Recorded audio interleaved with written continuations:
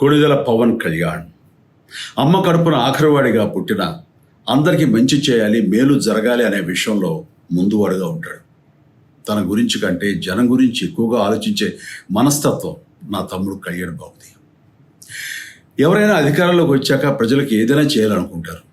కానీ కళ్యాణ్ తన సొంత సంపాదనని కౌలు రైతుల కన్నీళ్లు తుడిచేందుకు ఖర్చు పెట్టడం, సరిహద్దు దగ్గర ప్రాణాలొడ్డి పోరాడే జవాన్ కోసం పెద్ద మొత్తం అందివ్వటం, అలాగే మత్స్యకారులు ఇంకా ఎందరికో తాను చేసిన సహాయం చూస్తుంటే ఇలాంటి నాయకుడు కదా జనాలకు కావాల్సింది అనిపిస్తుంది.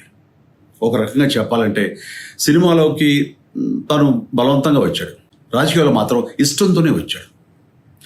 ఏ తల్లికైనా తన కొడుకు కష్టపడుతుంటే గుండె తరుక్కుపోతుంది. అలాగే ఏ అన్నకైనా తన తమ్ముడు అనవసరంగా మాటలు పడుతుంటే బాధ వేస్తుంది. అలా బాధపడుతున్న నా తల్లికి ఈ అన్నయ్యగా ఒక మాట చెప్పాను. నీ కొడుకు ఎంతోమంది తల్లుల కోసం, వాళ్ళ బిడ్డల భవిష్యత్తు కోసం చేసే యుద్ధం అమ్మా ఇది. మన బాధ కంటే అది ఎంతో గొప్పది అన్నాను. అన్యాయాన్ని ఎదిరించకుండా మౌనంగా ఉండే మంచివాళ్ళ వల్లనే ప్రజాస్వామ్యం మరింత నష్టం అని నమ్మి జనం కోసం జన సైనికుడు అయ్యాడు. తాను బలంగా నమ్మిన సిద్ధాంతం కోసం తన జీవితం రాజకీయాల్లోకి అంకితం చేసిన శక్తిశాలి పవన్ కళ్యాణ్.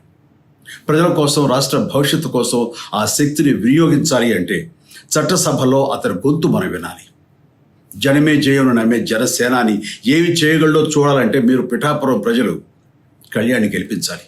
మీకు సేవకుడుగా, సైనికుడుగా అండగా నిలబడతాడు. మీకోసం ఏమైనా సరే కలబడతాడు, మీ కళ నిజం చేస్తాడు. పిఠాపురం వాస్తవ్యులకు మీ చిరంజీవి విన్నపం.